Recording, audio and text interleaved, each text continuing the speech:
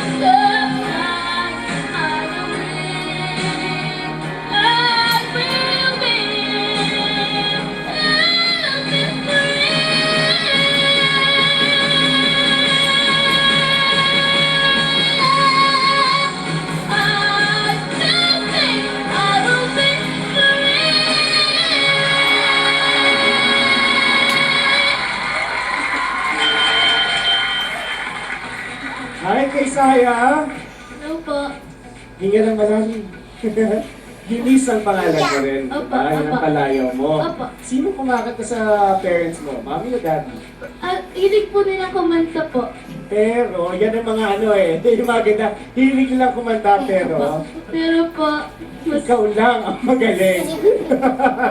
Hindi na sana masabi, pero sinabi mo Ako na lang, ako na lang. Ikaw na lang. Scouts? Ilang taon ka na, Kesia? 10 years old po. 10? Opo. Kumusta namang 10 years old siya? My Malaking goodness! bulas na bata. Oo, and you can sing like that. Wow, your parents must be so proud. Saan ni mami at daddy niya? Nasaan? Andun po. Saan? Ayun. Over there! Kaya yung mahilig Saan yung kumanta, mahilig? pero siya yung magaling lang kumanta talaga. Hilig lang. Hilig lang, mahilig. Mahilig silang. Kailan ka ba nag-start kumanta? 7 years old po. 7 years old. At talaga, ano favorite song mo? Ito ba yung favorite song mo? Opo. Ikaw ba may mga iba pang kinakanta? Talagang, Opo. ano ba yung mga iba ba? Greatest Love of All, mga ganyan. Kakalegal yan eh. Maganda dyan yung 7 years old ka. Ano yung kinanta mo na nasabi ng mga tao? Ba't panglaban ng Oo. boses mo? Ano yung unang-una mong nakanta? Dadalhin po. Pwede bang gusto ko lang marinig yung dadalhin? Dadalhin kita sa aking palasyo. Dadalhin hanggang langit ay manibago. Ang lahat ng ito'y pinangako mo.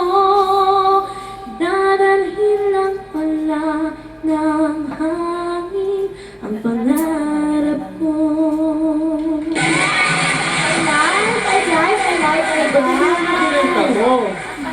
You're only 10 years old, tapos you sing like that. So, syempre siguro, mag-aral ka pa para talagang lalong bubongga. Kasi ang ganda ng boses mo. And, siguro si Arnella mag-explain sa iyo how to hone your tool and your talent.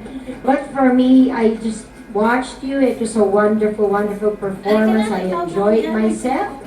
Talaga namang lahat, ibinigay na niya. Nandun na talaga sa taas. Lahat. Minsan di mo minutes naman lang. kailangan itodo ng lahat, pero naiintindihan ko dahil 2 minutes lang eh. 2 minutes lang. Ibigay na ang lahat. Ikaw, Arnel, ano masasabi mo? Alam mo, ang sarap mong pakinggan, panoorin, because it was so pure. It was so pure. And parang napakarami mong ang binibigay, pero hindi nakakabilao. Diba? Meron kasi parang, eto, kaya ko, sasaksak ko sa inyo lahat. But then, ikaw, tingin ko nga pati yung, Mami, umiiyak na sa mga pati sinasabi yung, mo. yung gimme-gimme, alam mo, it was so childlike. Yung bang, ano yun, di ba meron kang give me one, pero ikaw din ginawa mo, give me. Ano siya eh, only a child will do that. And only a child can get away with it beautifully. And ang sarap mong pakinggan. Kaya lahat ng naiihi, pinigil muna. Ngayon pa lang iihi. Kaya naman pala, 10 years old. And I feel lucky to be here, listening and watching you. So, kanino ka nagmana sa kanilang dalawa nung pagdala ng kanta ng ganon? Si Daddy po. No? Si Daddy. Si Daddy yung mas emosyonal kumanta? Opo, tapos si Mami naman po yung magaling. Huwag na pagsama, nilaganda mo na. Ikaw ang combination! and At ayan na! technical. Ayan! At nasa kanya. 1 plus 1 Si equals Daddy ang 2. si Daddy ang puso, si Mami ang bunganga. Technical. Galing. Beautiful, beautiful. Thank you for your song. And just because of that added song that you did, I'm going to change my score. Thank you very much, Thank you Elise. po. Liliyak ang ating entablado sa ating pagbabalik. Abangan ang gagawin ng ating panghuling talentado para sa gabi ito. Talentadong Pinoy Worldwide Middle East will return in a few minutes.